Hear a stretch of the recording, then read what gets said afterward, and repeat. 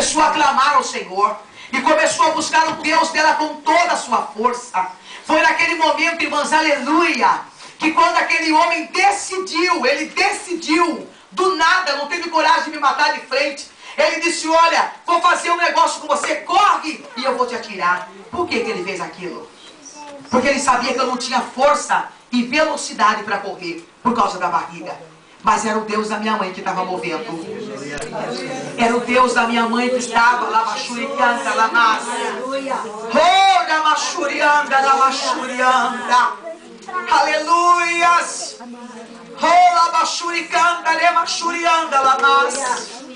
Quando a minha mãe levantou os braços e disse, Deus, quando o Senhor quer agir, ninguém pode impedir, la machurianda.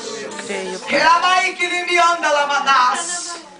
Senhor, quando tu quer operar no lugar, ninguém pode impedir, la machai.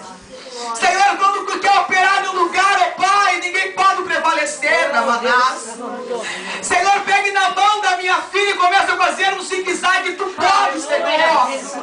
Tu pode. E naquele momento, irmãos, eu comecei a correr naquele trilheiro e eu não tinha velocidade. Surgiu uma velocidade dentro de mim. Eu levantei as minhas mãos, eu senti como que um ser pegou as minhas mãos. A oração da minha mãe foi uma oração de estratégia, de sabedoria, aleluia, de intimidade. Quando ela disse, vai Deus, faz um zigue-zague, zigue-zague, zigue-zague, zigue-zague, a bola para a direita e eu para a esquerda, a bola para a direita, minha mãe vai, zigue-zague, Deus, zigue-zague, zigue-zague, zigue-zague, reparava churicanda, rebanaga churianda na nós, aleluia, e através do zigue-zague, eu saltei para o lado de fora da mata, e o nome de Deus da minha mãe ser glorificado naquele dia. Você pode glorificar Deus?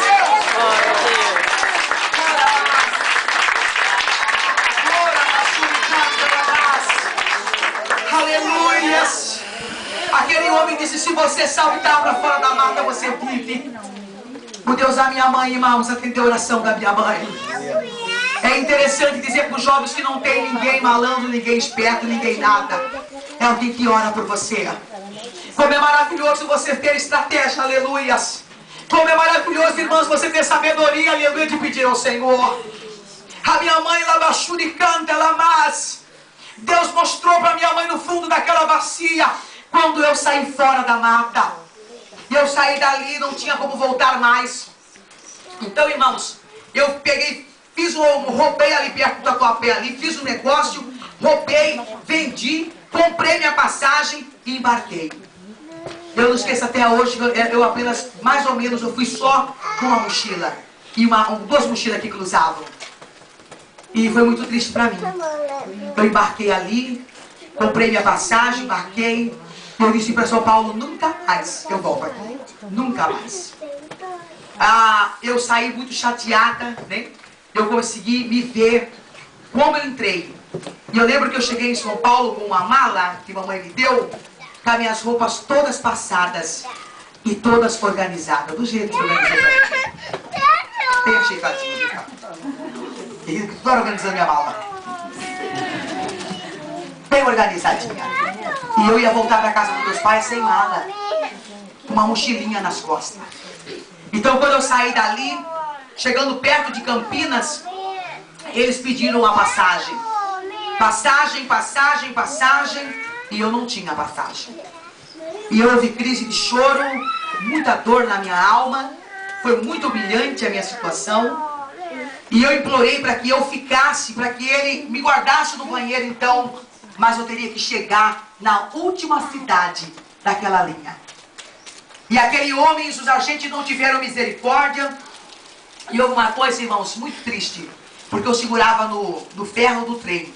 E eles me puxaram.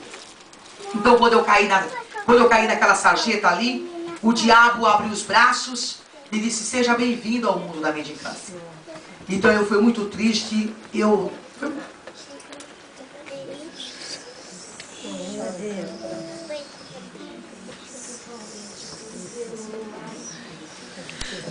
muito humilhante. Eu tinha 15 anos de idade. Eu era muito criança naquela situação. Eu gritei muito para que eles não me tirassem fora do trem. E eu não tinha pra onde, eu não sabia, não conhecia nada. E eu comecei a comer da lata do lixo, dormir debaixo de um trem. Eu disse, pastora Miriam, essa alegria que eu tenho, só foi Jesus que me deu, com certeza. Foi muito triste, porque eu dormia debaixo de bancos. Eu comia das latas de lixo. Muitas vezes eu apanhava da polícia, porque eles achavam que a gente era ameaça. Não tinha nem força para roubar, de tanta fome que passava. Comia dos cestos, minha roupa fedia, eu peguei enfermidade.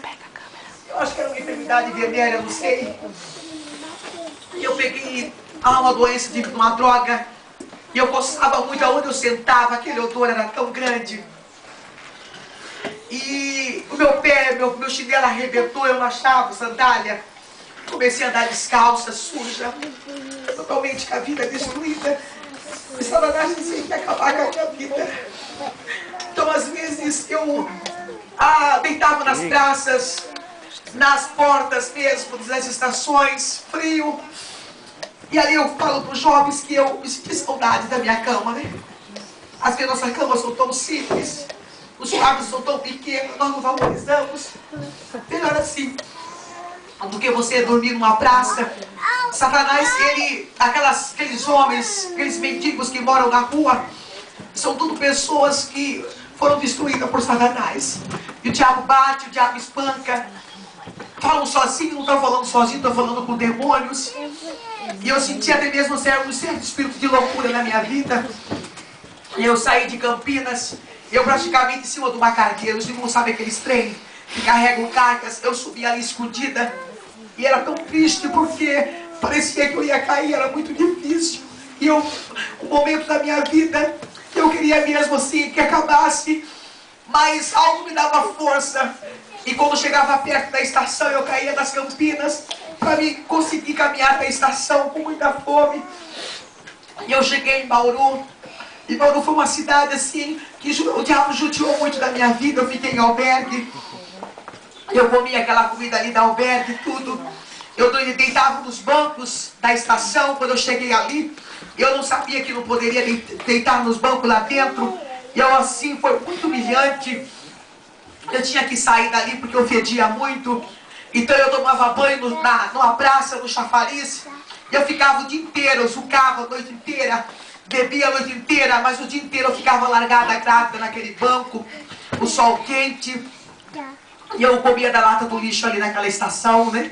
Eu dormia, eu comia. Então quando eu não queria comer coisas muito azedas, eu ficava assim esperando as pessoas jogar no lixo para mim comer fresquinha. Alguns me davam, alguns não. E eu saía nas casas para pedir comida. E quando eu saía nas casas para pedir comida, as pessoas faziam barbaridade comigo.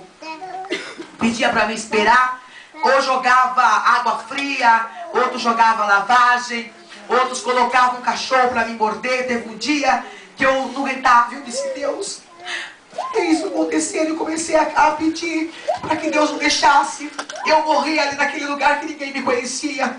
Mas a palavra do Senhor, irmãos, ela fala assim que porque eu fui envergonhada.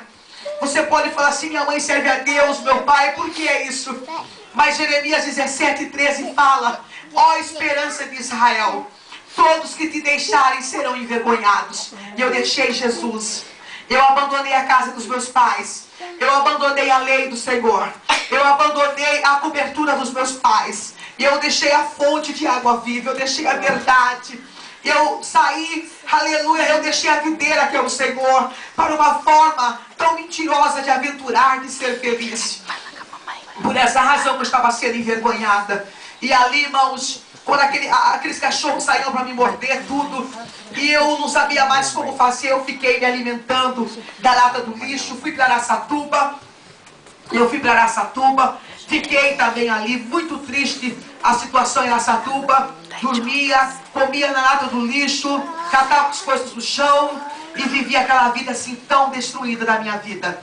Quando eu cheguei em Nova Andradina, eu menti até mesmo que eu tinha saqueado um rapaz, porque para mim era vantagem, mesmo que eu apanhasse, mas que eu fosse para o presídio, pastora.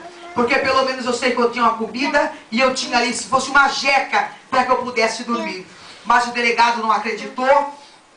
E eu muitos meios de recurso não tinha. Eu saí dali e eu fui para Três Lagoas.